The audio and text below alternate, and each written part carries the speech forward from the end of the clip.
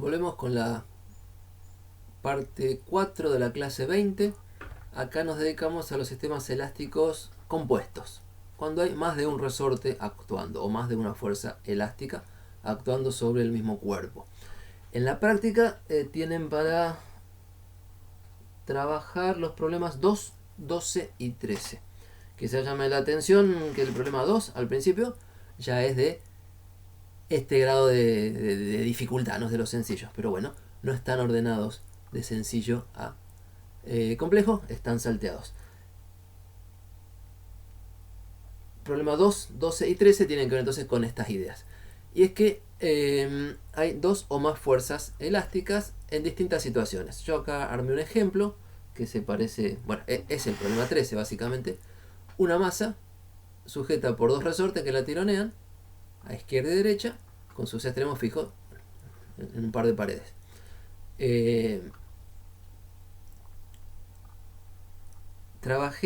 Dibujé acá además que un resorte un resorte con constante K1 tiene longitud natural L1 hasta acá. Y otro resorte, el de la derecha, con constante elástica K2, tiene longitud natural L2. O sea que no cubren la separación D entre las paredes. Cuando uno engancha los dos resortes a esta masa, pienso como una partícula puntual, los dos resortes estarán estirados. El de la izquierda una cantidad delta L1, el de la derecha una cantidad delta L2. O sea que cuando engancho los resortes a la masa, ya los dos hacen fuerza. No hay un punto en que no haya fuerza elástica, pero bueno, habrá un punto de equilibrio en el cual tironean igual y la masa podría quedarse en reposo. El punto de equilibrio en el cual la masa se quedaría en reposo tironeada por estos dos resortes es donde vamos a poner x igual a 0. O sea, vamos a poner eje x positivo hacia la derecha con el 0 en el punto de equilibrio. Nos va a convenir porque después, si uno mueve la masa de esta posición, va a tender a volver a la posición de equilibrio y va a oscilar alrededor de ese punto. Entonces nos gusta que la oscilación sea en torno a x igual a 0, por eso ponemos el 0 de x acá. ¿Cuáles son las ecuaciones de este movimiento? Podemos hablar de energía o podemos hablar de dinámica. Acá yo en este ejemplo creo que empecé hablando de dinámica. Lo que veo acá es lo que ya les conté. Además esto estaba apoyado en superficie sin roce, de tal manera que sobre el cuerpo actuará el peso, por G, la normal, y en la horizontal solamente las fuerzas elásticas. Como el piso es horizontal, no hay aceleración en el eje vertical, entonces el módulo normal es igual al módulo del peso, todo tranquilo, y nos preocupamos por el eje horizontal. La posición de equilibrio va a estar dada por que la suma de las fuerzas que están sobre el cuerpo es igual a 0. Pero las fuerzas dependen de la elongación de los resortes. Y la elongación de los resortes está vinculada de tal manera que si sumamos los resortes estirados, obtenemos la separación entre las paredes. Entonces acá tengo un par de ecuaciones. No uso el eje X todavía, uso las coordenadas longitud. Las medidas de longitud. Y la primera ecuación dice que si sumamos L1 más delta L1, que es la longitud del resorte 1 ya estirado, más L2 más delta L2, que es la longitud del resorte 2 ya estirado, obtenemos la distancia de separación entre las paredes. Eso es un vínculo entre cuánto se estira un resorte y cuánto se estira otro. Delta L1 y delta L2 no son independientes. Y por otro lado, la suma de fuerzas sobre la partícula igual a 0, como condición de equilibrio. La fuerza que hace el resorte de la izquierda es hacia la izquierda y en módulo es K por delta L1, lo puse con signo menos, y el resorte de la derecha hace fuerza hacia la derecha con módulo K2 por delta L2. Ley de Hooke, módulo de la fuerza elástica K por la deformación del resorte. Entonces, estos son dos ecuaciones con dos incógnitas. No las resuelvo acá, las pueden hacer ustedes, las tienen que hacer en el problema 13. Que permiten despejar delta L1 y delta L2. Entonces, si uno tiene la longitud de los resortes y las constantes de los resortes y la separación entre las paredes, puede calcular dónde está el punto de equilibrio. Les decía que ahí ponemos el eje X, el origen del eje X, y podemos pasar a estudiar Suma de fuerzas igual a masa por aceleración cuando la partícula está desplazada de la posición de equilibrio. No sé si tengo otro dibujo. No es este. Entonces, imagínense en este dibujo que la partícula la llevamos a una posición X. ¿Qué fuerzas siente? Bueno, la fuerza del resorte 1 hacia la izquierda corresponde a una elongación delta L1 más X. Delta L1 ya estaba elongado, más X que nos corremos. Y la fuerza del resorte L2, del resorte 2, corresponde a una elongación que es delta L2, que ya está elongado, menos X. Si es que ponemos X hacia la derecha. Si hace análisis con un X hacia la izquierda, también funciona con las mismas expresiones. Entonces, las fuerzas que actúan sobre la partícula, que son iguales a la masa por su aceleración, las tenemos descritas en este párrafo y puestas a funcionar en esta ecuación. El resorte 1 tira hacia la izquierda con fuerza menos K1 por cuánto está elongado, que depende de X, y el resorte 2 tira hacia la derecha con signo más, K2 por cuánto está elongado, que depende de X. Distribuimos, encontramos, bueno, con X menos K1, menos paréntesis K1 más K2 por X.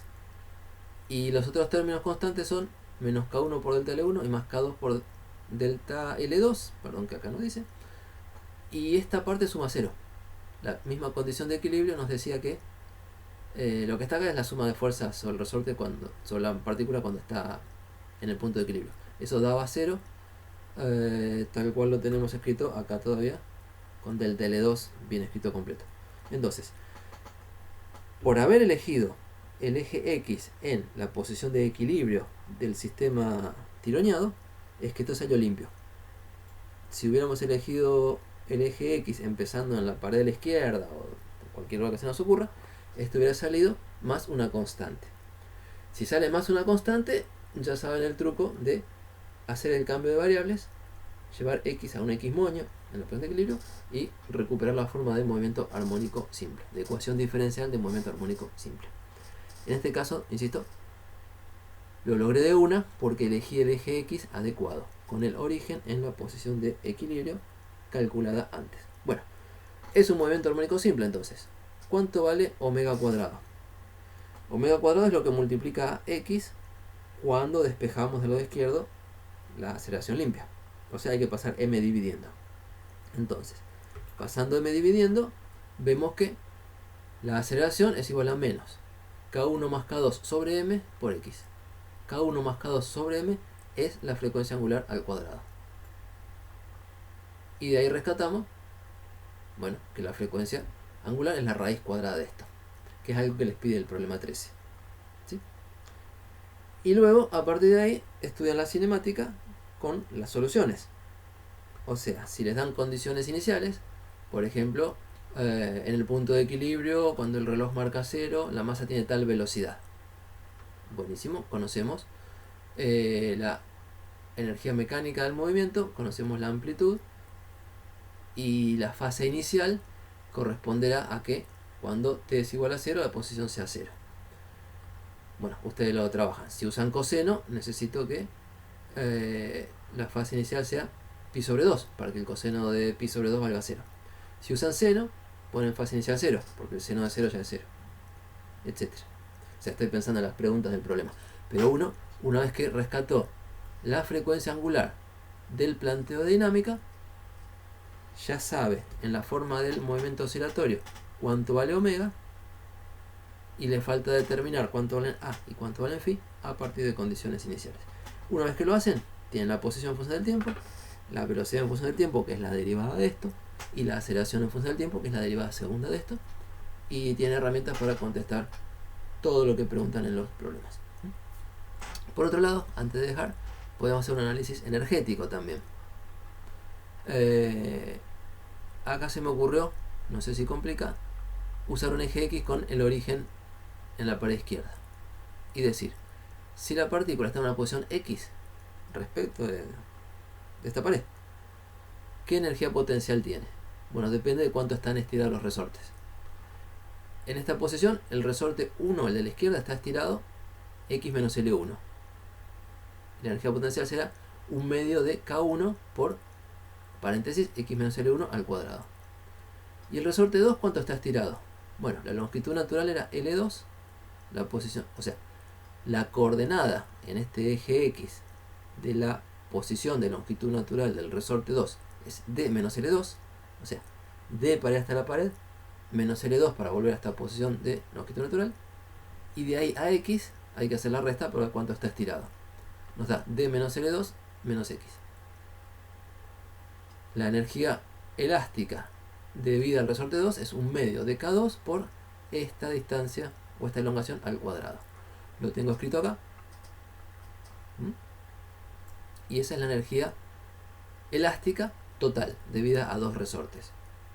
Una función más feita, no hay problema porque es cuadrática. Si uno desarrolla los cuadrados va a encontrar una parábola. Y la posición de equilibrio es el mínimo de esta parábola. Entonces, está escrita acá, pueden encontrar el mínimo y pensarlo como un problema de oscilación en un pozo de potencial. Y como la energía potencial es cuadrática, la fuerza efectiva o la fuerza total, fuerza efectiva le suelen decir, es menos la derivada de la energía potencial respecto de X. Si U es cuadrático, F es lineal. Y si es lineal, el movimiento es armónico simple. Entonces, la relación de Newton dirá masa por aceleración igual a fuerza. Probablemente a usted le quede algo lineal más una constante. Sí, seguro, porque pusimos el X en la pared izquierda, ¿no? Con esa constante se tendrán que arreglar con un cambio de coordenadas, como hicimos con el resorte y el peso cuando estaba vertical, y eso lo lleva a la ecuación diferencial de movimiento armónico simple. Comento esto porque se puede hacer de dos maneras, pero con dinámica ya lo tenemos resuelto acá. Muy bien, entonces problema 2, 12 y 13 salen con estas ideas y el dibujo que ustedes hagan con cuidado para escribir las fuerzas elásticas. Suerte con esos problemas y vuelvo con otro tema.